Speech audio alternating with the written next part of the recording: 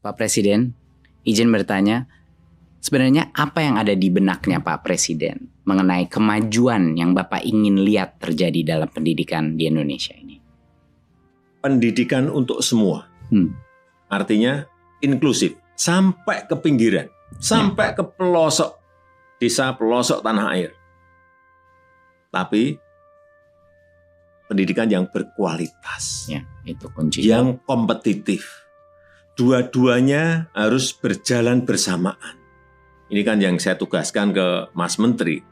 Justru dengan sekarang ini ada pandemi, terjadi percepatan untuk digitalisasi. Jadi kalau melihat di lapangan, proses belajar jarak jauh yang kita lakukan, Pelajaran itu ada penurunan. Tapi hal yang dipelajari para guru-guru dan anak-anak mengenai platform-platform digital ini menjadi suatu kesempatan emas bagi kita, Pak Presiden, untuk mengikuti perkembangan itu dan menggunakannya untuk transformasi pendidikan seperti yang Bapak bilang, hybrid. Walaupun anak udah kembali ke sekolah, nanti berbagai macam platform teknologi akan meningkatkan kolaborasi antara guru, orang tua, dan murid dengan cara-cara yang belum bisa kita prediksi, tapi kesempatannya banyak sekali, Pak. Jadi sudah ada terobosan-terobosan Sudah, ke Pak. sana. Ada beberapa. Ya. Pertama yang saya bilang tadi adalah digitalisasi sekolah akan menjadi salah satu fokus utama di dalam program Merdeka Belajar ini. Tapi ada beberapa program-program yang sangat penting yang sudah diluncurkan, Pak, walaupun dalam masa pandemi.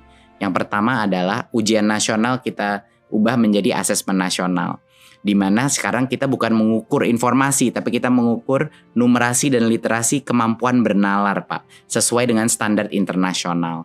Dan pertama kalinya di sejarah kita, Pak Presiden, kita akan menambahkan survei karakter, di mana nilai-nilai Pancasila akan bisa kita ukur dan kita kuantifikasi per sekolah. Isu-isu seperti intoleransi, kekerasan seksual, dan perundungan bisa kita ukur, Pak Presiden. Bagus sekali. Per sekolah, Pak, nanti ada peta-petanya gitu. Bagus sekali. Jadi ini program Big Data, salah satu program Big Data pertama kita, Pak. Bagus Pak Presiden selalu menagih saya mengenai melakukan digital government. Jadi ini step pertama kita, Pak. Yaitu lompatan yang ingin kita lakukan kan di situ. Betul, Pak. Dan yang kedua, Pak, adalah program guru penggerak, di mana regenerasi kepemimpinan kepala-kepala sekolah kita, pengawas kita, guru-gurunya LPTK kita itu akan keluar dari alumninya guru penggerak, Pak. Saya baru aja di Papua, Pak. Kemarin luar biasa, sama di Kalimantan Timur. Banyak dari guru penggerak yang ikut program baru 5 bulan nangis-nangis depan saya, Pak Presiden. Mereka nangis karena apa, Pak? Mereka nangis karena menurut mereka program ini membuat mereka menyadari berbagai macam mispersepsi mereka mengenai apa artinya pemimpin di dunia pendidikan, Pak. Jadi strategi kedua kita, Pak, adalah untuk meluncurkan regenerasi kepemimpinan. Kepala-kepala sekolah kita semua bakal alumni dari guru penggerak. Ketiga, Pak, kita transformasi keuangan. Ini yang dengan dukungan Pak Presiden sangat membantu, Pak. Dana BOS yang tadinya suka datang telat, Pak, di daerah, kita nggak lewat pemerintah daerah, langsung transfer ke sekolah, biar kepala sekolahnya nggak perlu nalangin dulu. Biasanya minjem-minjem, Pak, sama orang tua untuk bulan-bulan pertama. Sekarang alhamdulillah transfer langsung. Kedua, kepala sekolah sekarang punya fleksibilitas, Pak, dalam penggunaan dana BOS.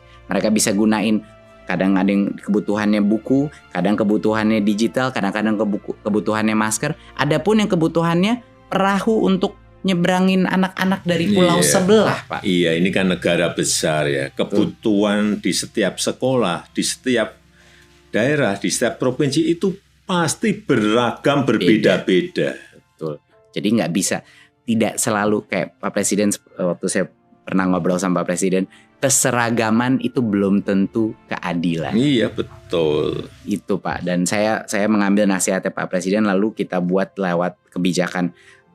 Pak Presiden juga yang mendorong saya waktu itu untuk melakukan transformasi dana BOS Majemuk, Pak Presiden.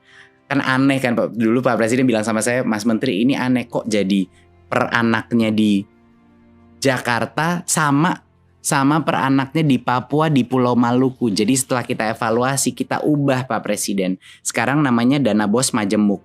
berdasarkan per anaknya itu berdasarkan indeks kemahalan. Hmm. Jadi di Papua di mana bangun ruang kelas itu 3 kali lebih mahal, ngirim buku dari Jakarta bisa 2 kali lebih mahal. Sekarang Pak, anak-anak di kepulauan di Maluku sama Papua naik dana bonsai 40% sampai dengan 100%, Pak Presiden.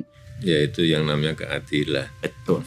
Belum tentu keseragaman adalah keadilan. Bagaimana sekarang Mas Menteri mengenai infrastruktur dan teknologi untuk sekolah? Digitalisasi sekolah Pak, tentunya bekerja sama berkoordinasi dengan Menkominfo Pak untuk memastikan bahwa sekolah menjadi prioritas untuk koneksi internet Pak. Dari Kemendikbud kami sedang mempersiapkan program distribusi laptop terbesar Pak yang pernah terjadi, sehingga anak-anak kita dan guru-guru kita akan bisa mengakses ya, dan tentunya dengan proyektor dan juga dengan wifi router. Kapan itu? Harapannya dalam 1-2 tahun ke depan banyak sekali sekolah kita, puluhan ribu sekolah kita akan menerima paket-paket laptop Pak. Dan juga Pak, beberapa inovasi yang kita lakukan tentunya di Kampus Merdeka dan KIP Kuliah Pak. Di Kampus Merdeka adalah program yang luar biasa didukung Pak Presiden, adalah untuk membuka opsi bagi perusahaan, bagi NGO-NGO untuk membuat kursus-kursus 1 semester yang akan mendapatkan full SKS bagi anak-anak mahasiswa kita. Jadi sekarang belajar bisa di mana-mana. Iya, sekarang artinya belajar itu bisa dengan siapa saja. Belajar juga bisa di mana saja. Dengan siapapun, bisa dengan perbankan, bisa dengan industri, bisa dengan UKM, semuanya bisa. Benar, setuju sekali Pak. Tapi masalahnya dulu Pak Presiden, jangka waktunya kependekan. Kalau mau magang itu cuma 1-2 bulan Pak. Dan anak-anak kuliahnya masih harus ngambil mata kuliah di universitasnya. Sekarang sudah berubah Pak. Dia akan mendapatkan full 20 SKS di dalam perusahaan tersebut. Jadi dia tidak harus mengorbankan SKS dia dan kapan dia lulus. Dan juga disubsidi oleh pemerintah biaya gajinya itu mahasiswa, biaya uang transportnya itu disubsidi Pak oleh pemerintah. Jadi ini kesempatan yang sangat besar bagi perusahaan juga untuk menambahkan talentanya. Itu Pak kira-kira. Ya, inilah perubahan, inilah transformasi yang kita inginkan. Betul Pak, betul Pak. Dan banyak sekali perusahaan yang semangat Pak. Waktu saya bilang sama perusahaannya, Pak Presiden yang minta ini partisipasi semua sektor strategis. Mereka luar biasa semangat ya Pak, karena ini benar-benar memecahkan masalah mereka juga. Yang kedua Pak adalah KIP Kuliah.